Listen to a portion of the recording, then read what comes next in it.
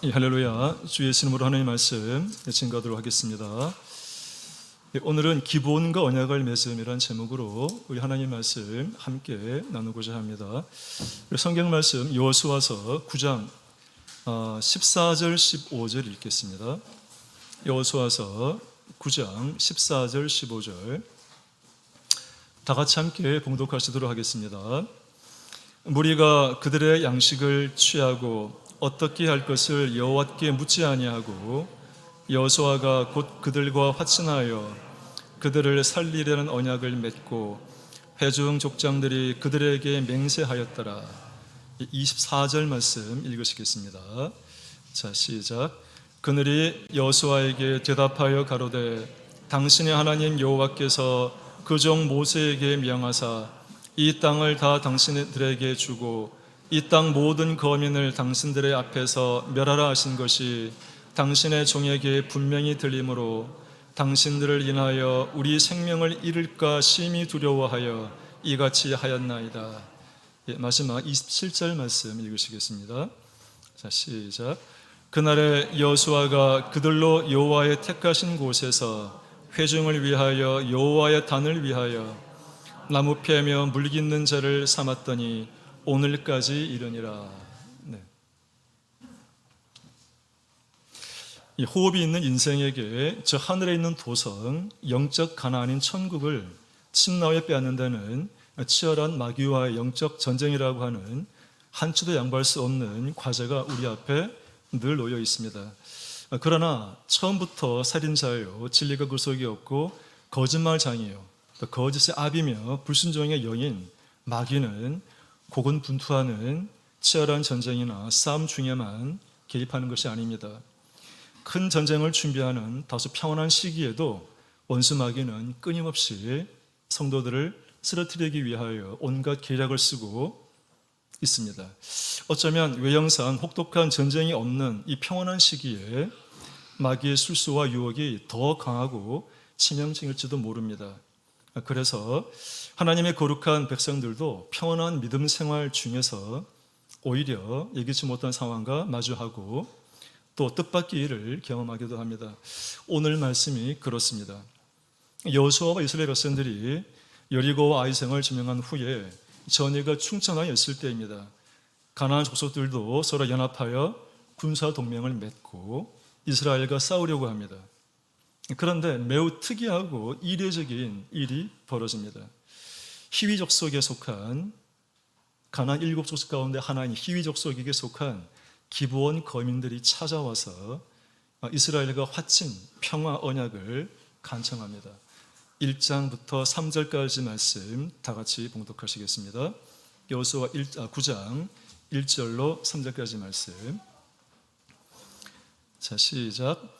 요단 서편 산지와 평지와 레바논 앞 대해변에 있는 햇사람과 아모리 사람과 가나안 사람과 브리스 사람과 히위 사람과 여부 사람의 모든 왕이 이 일을 듣고 모여서 일심으로 여호수아와 이스라엘로 더불어 싸우려 하더라. 기브온 거민들이 여호수아의 여리고와 아이에 행한 일을 듣고 라고 되어 있습니다. 파워포인트를 좀 보여주시기 바랍니다. 1절에 보니까 가나안의 7족속 가운데 6족속의 이름이 나옵니다. 이 표에 보게 되면 제일 위에서부터 기르가스 족속, 가나안 족속, 히위 족속, 브리스 족속, 여부스 족속, 아모리 족속, 헷 족속 7족속이 나오죠. 1절에서는 기르가스 족속 하나가 빠져 있습니다만은 이 가나안의 7족속 가운데 6족속이 이 이스라엘과 지금 싸우기 위해서 하고 있다라는 얘기가 되겠습니다. 다음 장 보겠습니다. 기브온이라고 하는 것은요, 기브온은 언덕 위의 도시, 언덕 위의 성읍이라는 뜻을 갖고 있다고 합니다. 기브온의 위치를 한번 보기 위해서 사진을 한번 가지고 왔습니다. 자, 길갈에서 지금 진을 치고 있는 거죠. 여리고 점령하고 아이를 점령하고 난 다음에 지난 시간에 에발산과 그리심산에서 축복과 조제의 말씀을 들었죠. 오늘의 배경은 기브온입니다. 이 기브온은 아이성으로부터 남서쪽으로 한 11km, 그림에서 보는 것처럼 밑에 있는 예루살렘에서부터 북서쪽으로 한 9km 떨어져 있는 곳에 위치하고 있는 성읍입니다. 성읍이라고 하는 것은 성벽이 있는 성을 가리키는 것입니다. 해발이 한 792m 정도 높은 언덕 위에 있는 도시, 이름을 기브온이라 이렇게 정했다고 합니다. 다음 장 보겠습니다. 기브온과 주변 도시들을 약간 더 세부적으로 만든 사진이 있는데 다 볼 것은 아니고요. 앞에서 봤던 것과 동일하게 기브온이 어디 있느냐 이걸 좀 보면 좋겠습니다. 이 아이와 예루살렘 사이에 있다라고 하는 거 보시면 되겠습니다. 기브온 거민들의 속임수로 인한 이 이스라엘 백성들의 화친 사건이 가나안 정복 전쟁 역사에 등장하여 성경에 기록된 이유는 무엇일까요? 왜 전쟁사에서 갑자기 평화조약을 맺은 이 일이 여호수아서 9장에 기록이 되었을까요? 여호수아가 지금 110세로 이제 곧 그럴 나이가 되어서 여호수아서를 기록한 거 아니겠습니까? 기록하면서 많고 많은 전쟁사 가운데에서 전쟁에 대한 얘기도 아니고 평화조약을 맺은 이 내용을 왜 이 9장에다가 기록해 둔 것일까요? 여호수아는 어떤 의도를 가지고 이스라엘 백성들에게 이 화친 맺은 기브온 거민들과 화친 맺은 이 사건을 성경에 기록하고 싶어 했을까요? 한번 살펴보도록 하겠습니다. 먼저 이거는 두 가지 관점에서 한번 살펴보도록 하겠습니다. 첫 번째는 이스라엘 백성들의 관점에서 보시고요. 두 번째는 기브온 거민들의 관점에서 바라볼 필요가 있을 것 같습니다.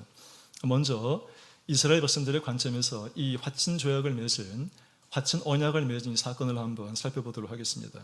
첫 번째, 이스라엘 백성들은 이 기브온 거민들과 화친 언약은 이스라엘 백성들이 기브온 사람들의 아주 철두철미한 위장과 속임수에 넘어간 사건입니다.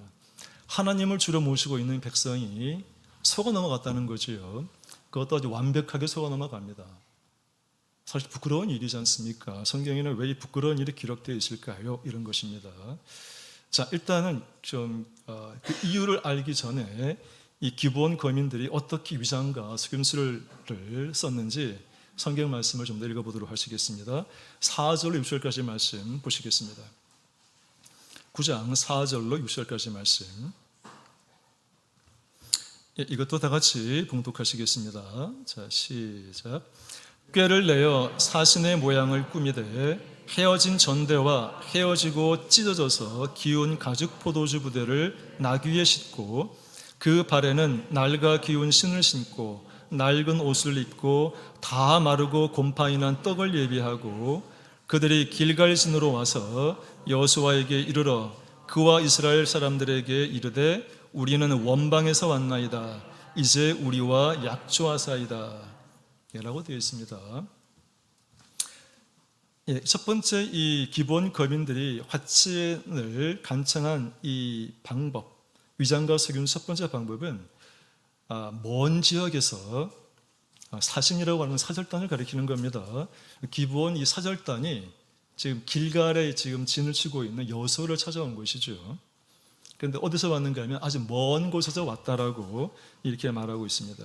그래서 여호수아의 눈을 속이는 거죠. 어떻게 속였습니까? 헤어진 전대, 헤어진 자루입니다. 자루 전대라고 하는 것은 기운 포도주 부대, 낡고 기운 신, 낡은 옷, 마르고 곰팡이 난 떡으로 여호수아의 눈을 속입니다. 파워포인트 한번 더 보겠습니다. 이 사진은 아동반들을 위해서 아동반 사진을 가지고 왔습니다. 자, 여호수아와 이스라엘 백성들이 있는 곳에 지금 이 기브온 거민들의 사신들, 사절단들이 지금 와서 화친을 간청하는 거죠. 무릎을 꿇고 제발 화친해 달라, 우리와 평화롭게 살아 달라라고 지금 간곡히 부탁하고 있는 모습이죠. 한 년 더 보겠습니다. 이들의 옷도 보시기 바랍니다. 헤어지고 신발도 보시기 바랍니다. 헤어진 신발 신고 있죠. 그렇죠? 떡도 마르고 곰팡이가 났다라고 되어 있습니다. 심지어는 파워포인트 닫아주시기 바랍니다. 원방에서 왔다라고, 먼 지역에서 왔다라고 두 번이나 강조합니다. 6절과 9절 말씀 한번 더 보시겠습니다. 6절과 9절 읽었으니까 중요한 9절만 한번 인용해 보겠습니다. 6절 끝쪽에 우리는 원방에서 왔나이다. 9절 보겠습니다. 9절에 그들이 여호수아에게 대답하되 종들은 당신의 하나님 여호와 이름을 인하여 심히 먼 지방에서 왔사오니 라고 되어 있습니다. 두 번이나 먼 지방에서 왔다라고 하는 강조가 있는 것이지요. 먼 지방에서 오면 어떤 좋은 일이 벌어지길래 먼 지방에서 왔다라고 이렇게 기브온 거민들의 사절단들이 이렇게 말하게 되었을까요? 사실은 이 기브온 거민들은 좀 지략이 있는 사람들인 것 같아요. 왜냐하면 원방에서 온 먼 지역에서 온 사람들일 경우에는 예외 조항이 하나가 있습니다. 신명기서 20장을 보겠습니다. 신명기서 20장 10절 말씀 보시겠습니다. 신명기 20장 10절 말씀. 신명기 20장 10절.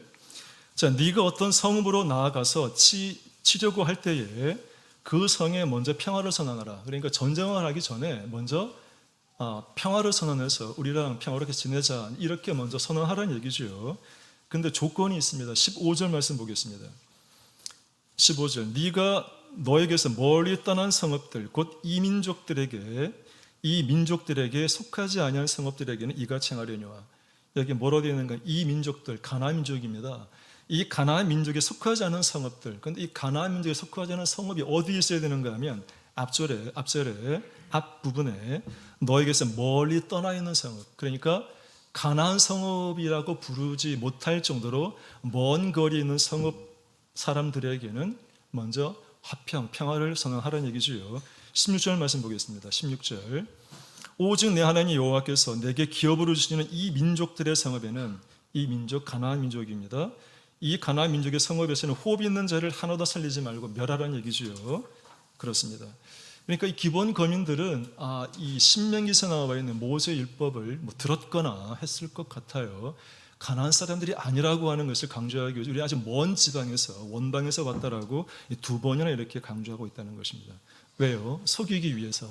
어떻게 속이기 위해서요? 완벽하게 속이기 위해서. 두 번째, 이 기본 거민들은 어떻게 속였는가 하면 굉장히 매혹적이고 아주 그럴듯한, 어찌 보면 지혜롭다고도 할 수 있는 말로써 여호수아와 이스라엘 백성들을 속였습니다. 7절로 13절까지 말씀 보겠습니다. 7절로 13절까지 말씀 다 같이 좀 길입니다만은 한번 교독하도록 하겠습니다. 7절 제가 읽고 8절 여러분 읽으시기 바랍니다. 7절로 13절까지 말씀 보도록 하겠습니다. 이스라엘 사람들이 히위 사람에게 이르되 너희가 우리 중에 거하는 듯하니 우리가 어떻게 너희와 약조할 수 있으랴.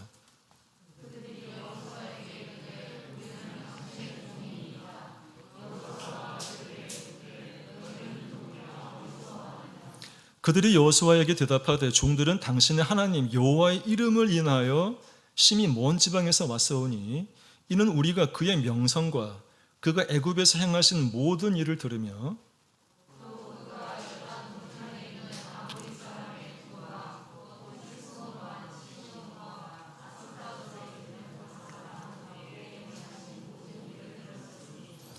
그러므로 우리 장로들과 우리나라의 모든 거민이 우리에게 일러 가로되 너희는 여행할 양식을 손에 가지고 가서 그들을 맞아서 그들에게 이르기를 우리는 당신들의 종이니 청컨대 이제 우리와 약조하사이다 하라 하였나이다.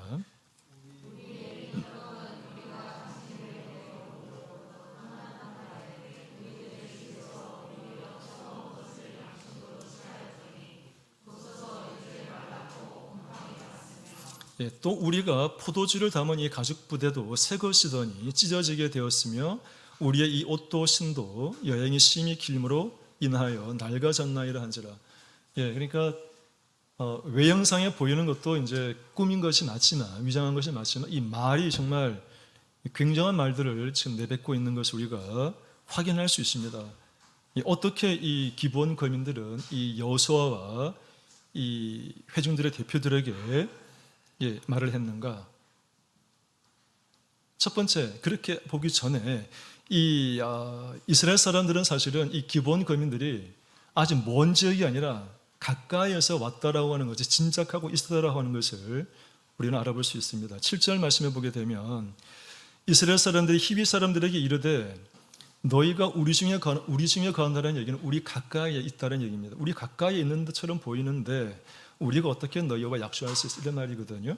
그래서 얼뜻 보기에도 이 사람들이 가나안에서 멀리 떨어진 사람들이 아니라 가까이 있는 사람인 것처럼 보였다는 것이죠.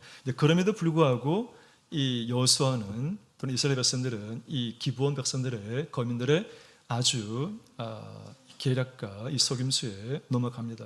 왜냐하면은 8절에 보게 되면은 자신들을 여호수아의 종이라고 말하고 있죠. 8절에 보고 우리는 당신의 종이다.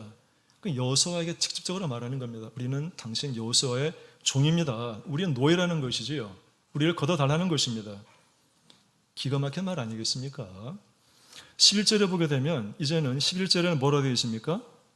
보시면 우리는 당신들의 종이라고 그랬습니다. 이스라엘 백성들의 종이라고 하는 거죠. 여호수아가 있는 이스라엘 백성들의 우리는 종입니다. 당신들보다 한자 못한 사람이라고 말하면서 환심을 사는 거죠. 그리고 9절과 10절에 보니까 놀라운 또 말을 하는 걸 볼 수 있습니다. 9절과 10절에 어떤 일이 벌어지고 있습니까? 과거 애굽에서 행하신 하나님의 놀라운 이적 기사들, 그리고 요단강 동편에서 헤스본 왕 시온과 바산한 옥을 물리친 사실을 칭송합니다. 찬양하는 것이죠. 그 다음에 더욱더 놀라운 것은 이 기브온 거민들이 9절에 보게 되면은 당신의 하나님 여호와 이름을 인하여 하나님 여호와 이름을 지금 높이고 있는 것을 볼 수가 있다는 것이지요. 이스라엘 백성들이 원래 이렇게 해야 되는 것인데 놀랍게도 원방에서 왔다라고 속이고 있는 기브온 거민들이 하나님의 이름을 높이면서 이스라엘 백성들의 또는 여호수아의 마음을 이렇게 현혹하였다는 것입니다. 그 결과는 무엇입니까? 정말로 이 이스라엘 백성들이 이 기브온 거민들을 그와 전쟁을 하지 않고 정복을 하지 않게 되는 것이지요. 그렇다면 여호수아와 이스라엘 백성들이 기브온 거민의 위장과 속임수에 넘어간 까닭은 무엇일까요? 첫 번째, 자신들의 눈에 보이는 것을 진실이라고 너무 과신했기 때문입니다. 사람은 보통 봐야 믿는다고 합니다. 보지 않고는 믿을 수 없다고 합니다. 그러나 조금만 냉철하게 생각해 보면 사람은 자신의 눈으로 보아도 보이는 현상은 이해할지 몰라도 보이는 것의 진실은 모르는 경우가 허다합니다. 비행 착각이라는 용어가 있습니다. 비행기를 타는 조종사들이 훈련을 할 때 비행기를 타고 고개를 하잖아. 위로 막 솟구쳐 올랐다가 빙글빙글 돌고도 하잖아요. 근데 바닷가에 가서 비행 조종을 할 때는 하늘이 파랗고 바다도 파라니까 어디가 하늘이고 바다인지를 구별을 못 한답니다. 그래서 사람의 눈으로 판단하면은 이게 하늘이겠지 하고 비행기를 타고 내려가다 보면은 올라가다 보면은 사실은 내려가고 있는 것이지요. 그래서 훈련할 때 이렇게 말한답니다. 너의 눈을 의지하지 말고 계기판을 보라 이렇게 말한다 그래요. 눈으로 보아도 우리 인간의 눈에는 한계가 있다는 것이지요. 인간은 너무 큰 것이나 너무 작은 것을 육안으로 정확하게 파악할 수 있는 능력이 없습니다. 성도들의 믿음을 식조시키는 것을 주임무라고 하는 사단도 이러한 인간의 한계를 너무나 잘 알고 있습니다. 이걸 악용하고 있죠. 우리의 눈이 제한상이 많다라고 하는 것, 우리는 진실을 보기 어렵다라고 하는 것, 우리는 다만 현상을 볼 뿐이라고 하는 것을 이 사단은, 마귀는 너무나 잘 알고 이를 악용합니다. 고린도후서 11장 14절에 보게 되면 사단도 자기를 광명의 천사로 가장을 한다고 합니다. 그리고 사단의 일꾼들도 자기들을 의의 일꾼으로 가장한다고 합니다. 사단도 광명의 천사라고 위장을 하고 그의 일꾼들도 의의 일꾼이라고 위장을 하는데 어찌 인간이 이 눈으로 진실을, 진리를 제대로 파악했다 할 수 있다라고 말할 수 있겠습니까? 아름답다고 모두 천사가 아닙니다. 일꾼이라고 모두 의의 일꾼은 아닌 것입니다. 판별할 수 있는 기준은 무엇입니까? 사람의 눈입니까? 아니라는 것입니다. 눈에 보이는 것이 전부가 아니라는 것입니다. 본질은 보이지 않습니다. 정말 중요한 것은 눈에 보이지 않습니다. 고린도후서 4장 18절 말씀에 우리의 돌아보는 것은 보이는 것이 아니에요. 보이지 않는 것이니 바울이 너무 정확하게 지적하고 있는 것이지요. 믿는 성도들은 보이지 않는 것에 충실해야 된다는 것입니다. 보이는 것은 제한상이 많기 때문이지요. 보이는 것은 잠깐이요 보이지 않는 것은 영원함이니라라고 기록하고 있습니다. 어떻게 하면 속임수에 넘어가지 않을 수 있을까요? 너무 당연하겠지만 사람의 눈에 보이는 걸 너무 의지하지 말고 참고는 하되 반드시 하나님께 간구하고 성령으로 기도하여서 하나님과 대화해야 합니다. 사실은 여러 사람이 한 사람을 속이려고 마음먹으면 사실은 속아 넘어갈 수밖에 없습니다. 우리가 비록 아무리 경계하고 조심한다 할지라도 인간은 제한이 있기 때문에 눈을 보는 제한이 있지만 능력도 제한이 있지 않습니까? 사실은 우리가 아무리 하나님께 의지해도 사실은 모든 것을 하나님이 나를 선한 길로 또 올바른 판단하기를 하나님께 우리가 간구하고 하나님께 인도함을 우리가 구하는 것이 사실은 가장 큰 정답일 것 같아요. 자, 두 번째, 이스라엘 백성들이 기본 거민의 위장과 석유처럼 넘어간 까닭은 이런 겁니다. 여호수아와 이스라엘 백성들의 마음속 깊이 내재도 있었습니다. 그런데 좀처럼 드러나지 않은 게 있습니다. 그것이 뭔가 하면 우쭐대고 싶은 자만감입니다. 우쭐대고 싶은 자만심 혹은 명예심이라고도 합니다. 두 번째, 물질에 대한 욕심이 한순간 불쑥 일어나는 사건입니다. 여호수아는 기본 거민들이 멀지 않은 곳에 사는 것을 짐작하고 있었습니다. 아까 7절에 나와 있었죠. 그러나 8절에 기록한 대로 기본 거민들은 우리는 당신의 종이다 라고 이렇게 애절한 소리로 여호수아의 마음을 빼앗은 것입니다. 여호수아는 왜 당신의 종이라는 말에 마음이 이렇게 살짝 이렇게 넘어갔을까요? 사실 여호수아와 이스라엘 백성들이 누굽니까? 애굽에서 싸그마치 400년 동안이나 종살이한 경험이 있는 사람들입니다. 어느 날 갑자기 이방 민족이 찾아옵니다. 그리고는 하는 말이 우리가 당신의 종입니다. 종으로 400년 지냈던 이스라엘 백성들이 어느 날 갑자기 종으로 찾아온 사람들이 있어요. 당신의 종이 되겠습니다. 어떤 생각이 들었겠습니까? 당신을 주인으로 섬기겠습니다. 종으로 서겠다고 호소를 합니다. 그 말을 듣는 순간 여호수아는 우쭐대고 싶은 자만심이 안 생겼을까요? 사실 이 기본 거민들은 또 보통 사람들이 아닙니다. 사실은 여호수아 10장 2절 말씀 좀 참고하겠습니다. 여호수아서 10장 2절 말씀 좀 보시겠습니다.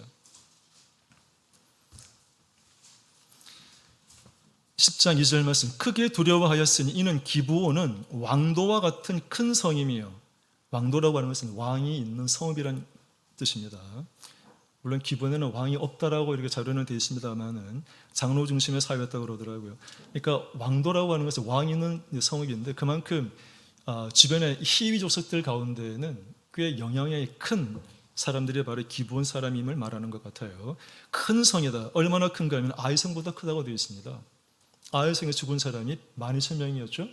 그 아이성보다 큰 게 기브온성이라는 거예요. 그 다음 더 놀라운 것은 그 사람들이 어떤 사람들인가 하면 다 강함이라. 이 강함이라는 말의 어원을 보면은 창세기 10장 8절에 나와 있는 니므롯, 여러분 아시죠? 니므롯을 뭐라 평가했습니까? 세상 처음 영걸이라고 그랬잖아요. 영걸. 영걸에 해당되는 그 어원 똑같은 게 여기에 강하다는 말이에요. 영어로 마이티로 되어 있더라고요. 전능하다는 얘기는 힘이 있다는 얘기, 용사와 같다는 거죠. 기본 거민들은 비록 이 화치는 여지로 왔지만 나약하고 이렇게 비짝 마르고 왜소한 사람이 아니라 그 주변 어떤 아이성보다도 더 큰 성에 살고 있었고 용사와 같은 짐작한데 치고도 꽤 크지 않았을까 이런 생각도 해볼 수 있습니다. 그런데 그런 사람들이 와서 이스라엘 사람들이 종이 되겠다는 거예요. 그러니까 한순간 이 자만심, 그래 이제는 이런 사람들에게 우리가 한번 주인으로 한번 섬김을 받을 만하지? 이런 생각이 들었을 수 있다는 것입니다. 자, 그 다음에 14절에 보게 되면 14절에 9장 14절입니다. 자, 그래서 무리가 그들의 양식을 취하고 어떻게 할 것을 여호와께 묻지 아니했다. 양식을 취했다라고 되어 있습니다. 이 기본 거민들이 가져온 양식이 아까 뭐였습니까? 성경에 나타난 건 빵이라고 되어 있었죠. 그죠? 마르고 곰팡이 난 빵이라고 되어 있었는데 그렇게 이제 위장해서 가져온 거겠죠. 그런데 이스라엘 백성들이 아마 그 빵을 봤을 때는 처음에 그 빵이 상하지 않았을 때는 굉장히 좋고 훌륭한 것으로 생각되었을 것 같아요. 왜냐고요?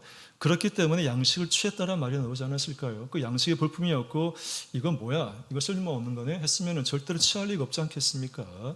양식을 취했다. 그들이 가져온 빵을 비록 먹기는 불편한 상황이 되었지만 처음에는 정말 괜찮았던 빵이었을 것이다라고 생각했을 것 같습니다. 이스라엘 백성들은 그만 그 양식에 또 마음을 빼앗겨 양식을 취하고 평화 언약을 맺고 말았습니다. 두 번째, 이 기본 거민과의 화천 언약은 아까 첫 번째가 뭐였습니까? 석임수에 넘어갔다는 것이죠. 넘어간 이유를 제가 말씀드렸습니다. 두 번째는 이 이스라엘 백성들에게 이 기본 거민들과 화천 언약을 맺은 것은 사람의 눈에 보이는 것에 지나치게 우전하고 우쭐대고 싶은 자만심, 물질에 대한 욕심 때문이라고 말씀드렸습니다만 보다 근본적으로는 하나님의 명령을 어기고 하나님께 묻지 않은 불순종의 모습을 드러내는 사건입니다. 불순종한 것이죠. 우리 지난 시간에 에발산과 그리심산에서 축복과 저주의 말씀을 들었습니다. 축복의 원인은 무엇입니까? 순종입니다. 불순종의 결과는 무엇입니까? 저주죠.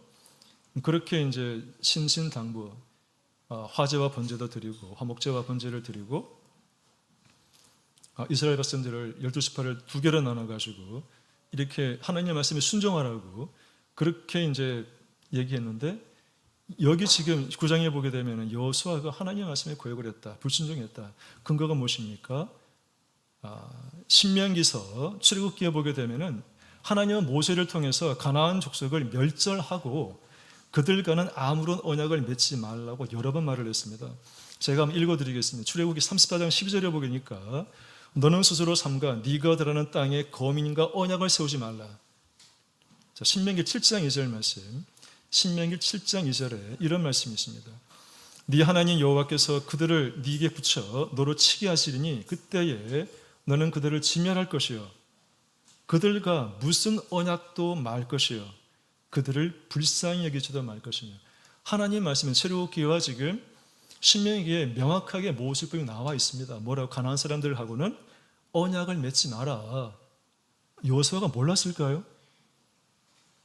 에발산에서 그 단을 쌓고 이 여호수아가 했던 것이 무엇입니까? 모세의 율법을 그대로 다 준행한 거 아닙니까?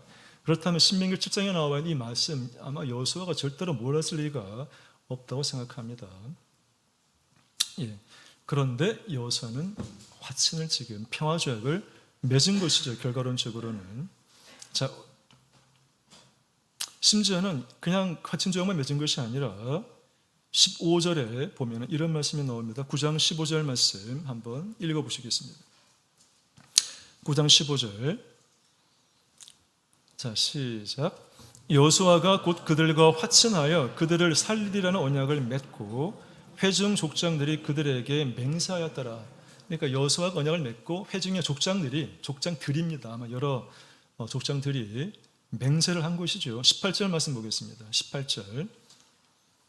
어떻게 맹세했는가 하면 그냥 맹세가 아니라 하나님 이름으로 맹세했다는 게 18절에 나와 있습니다. 다 같이 읽어보겠습니다. 자, 시작. 그러나 회중 족장들이 이스라엘 하나님 여호와로 그들에게 맹세한 고로 이스라엘 자손이 그들을 치지 못한지라. 그러므로 회중이 다 족장들을 원망하니. 여기 앞부분에 보니까 회중 족장들이 이스라엘 하나님 여호와로 하나님 여호와의 이름으로 맹세했다는 것입니다. 누가요? 회중 족장들이 여호수아와 족장들이 맹세를 했는데 그냥 알았어 언약을 맺을게 이것이 아니라 하나님 이름으로 맹세를 했다는 것이죠.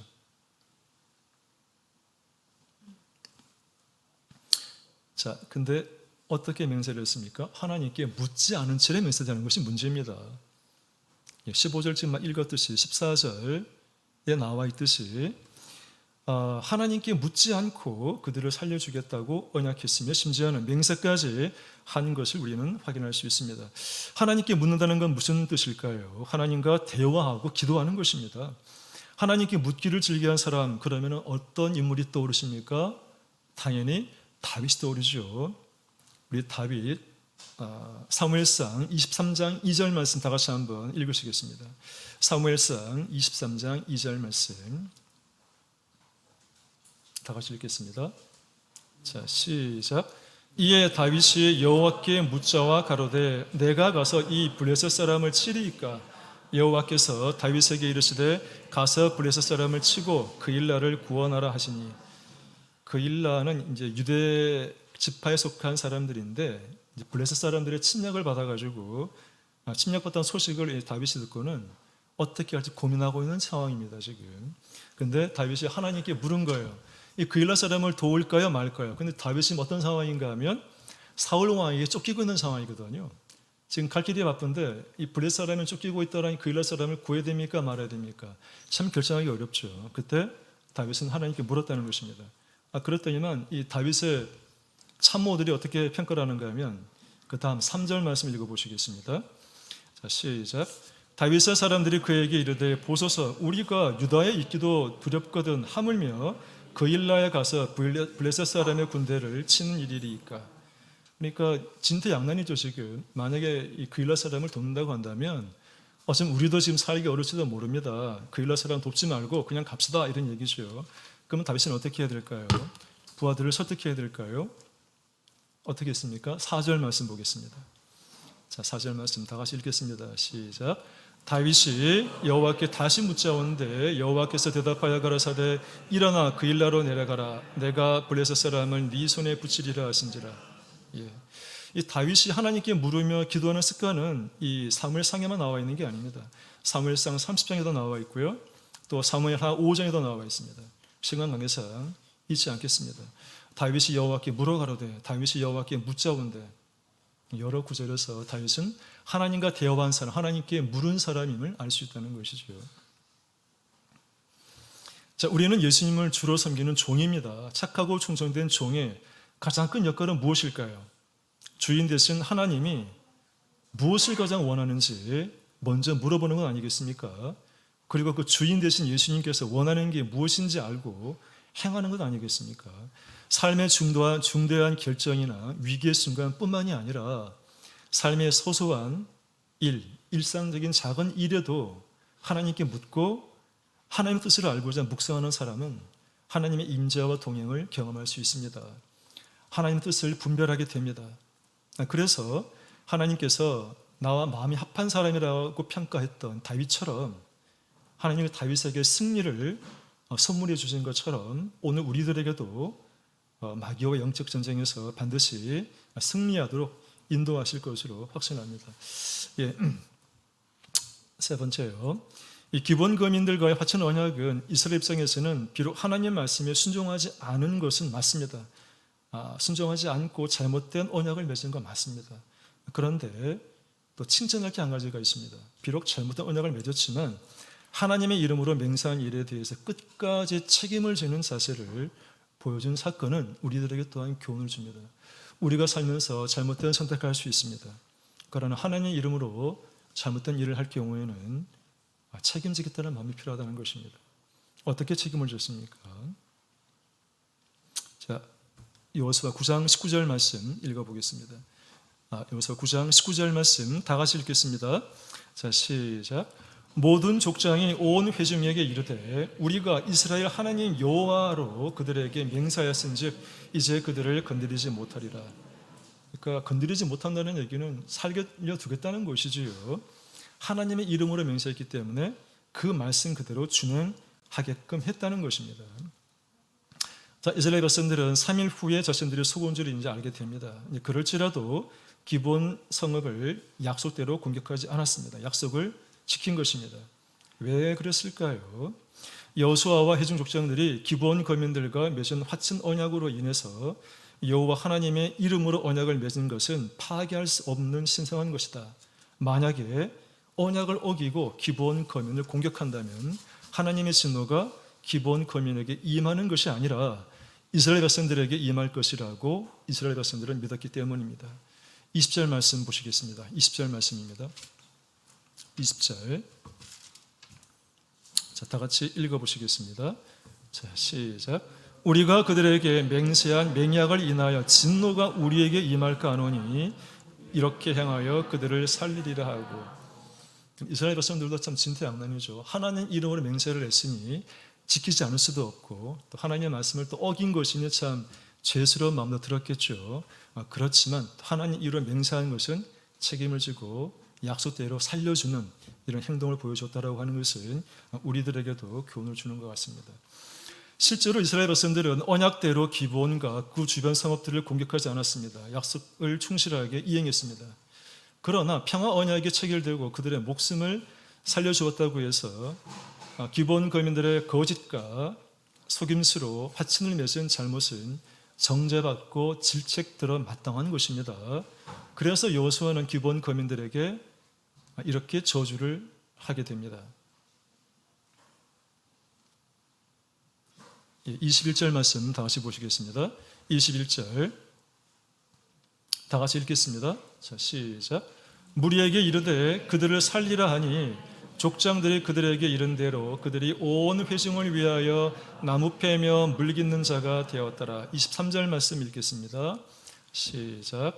그러므로 너희가 저주를 받나니 너희가 영영이 종이 되어서 다 내 하나님 집을 위하여 나무 패며 물 깃는 자가 되리라. 저주를 내렸습니다. 여호수아가 이스라엘의 종이 되어라. 어떻게 하라고요? 나무를 패고 또 물을 깃는 자가 되어라. 그런데 여호수아가 또 구체적으로 저주를 하는데 장소가 어딘가 하면은 하나님의 집을 위하여, 하나님 집이 어디겠습니까? 이 당시에는 성막이겠죠. 성막에서 나무를 패며 물 깃는 자가 되라고 이렇게 저주 아닌 저주를 내리게 되는 것이죠. 노예로 사는 것, 종으로 사는 건 저주가 맞는데 그 장소가 참 특이하게도 하나님의 집, 성막에서 나무를 패며 물 깃는 자가 되라. 이거 축복 아닌가요? 하나님의 집에서 물 깃는 자가 되고 나무 패는 자가 되라. 하나님의 이름으로 언약을 맺고 맹세까지 한 것은 나에게 불이익과 피해를 줄지라도 반드시 지켜야 한다는 이 언약의 신실성과 언약에 대한 책임감을 보여주는 이 이스라엘 백성들의 이런 태도는 우리도 본받아야 될 것 같습니다. 예.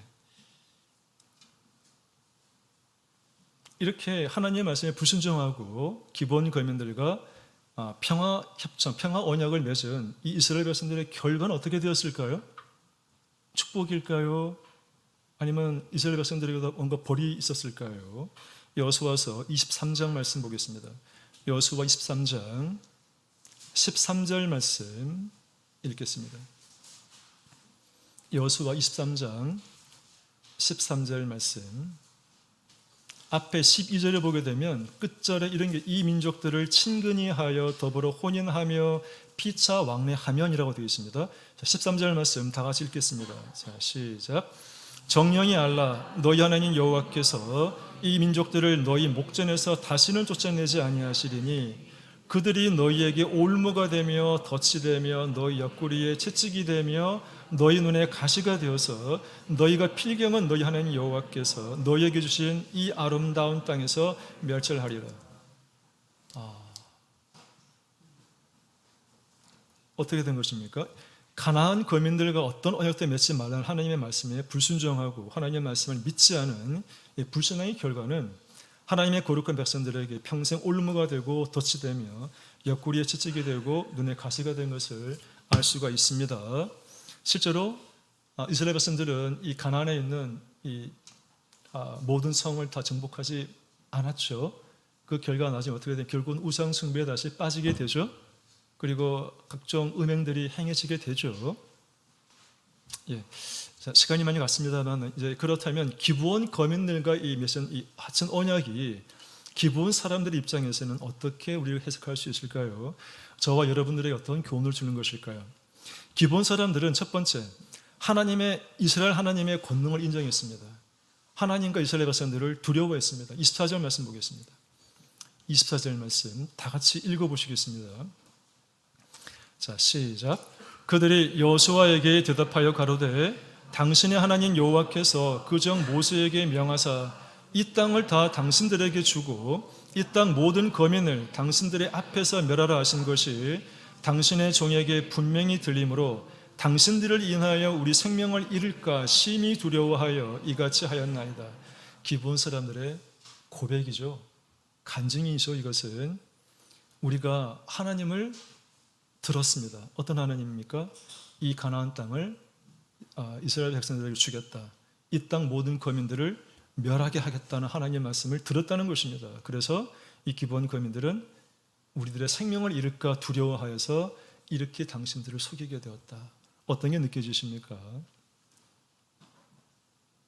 자기의 목숨을 잃지 않기 위해서 속였다는 것이죠. 또 목숨만큼 소중한 것이 있습니까?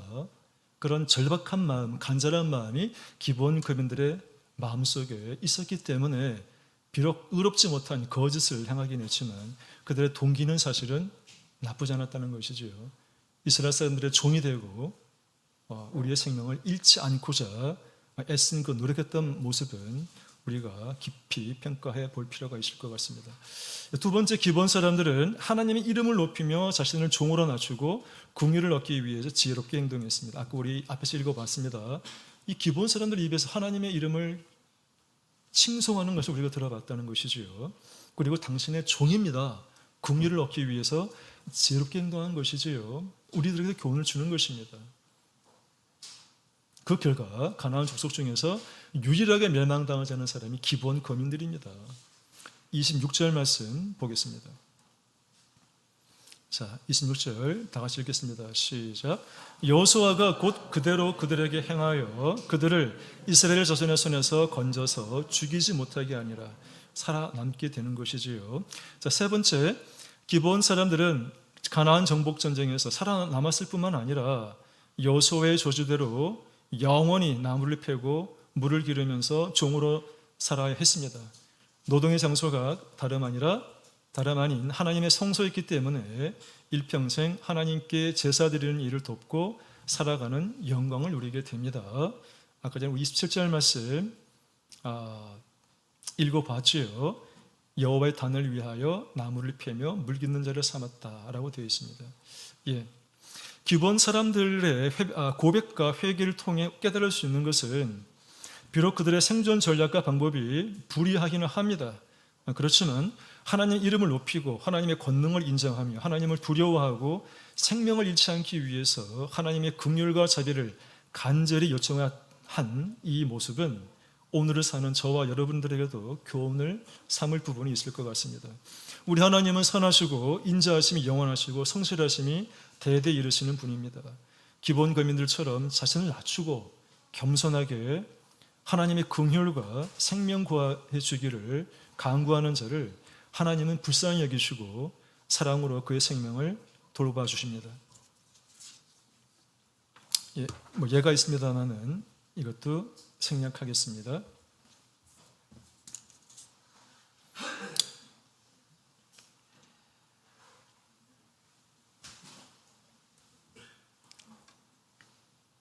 네, 이렇게 생명을 얻으려고 가장 비천한 모습으로 나온 기본 사람들의 행동은 예수님 당시 개로 비유되며 주인의 상에서 떨어지는 부스러기라도 먹는다고 고백한 이 가나안 여인의 이 절박한 심정과 닿아 있는 듯 보입니다.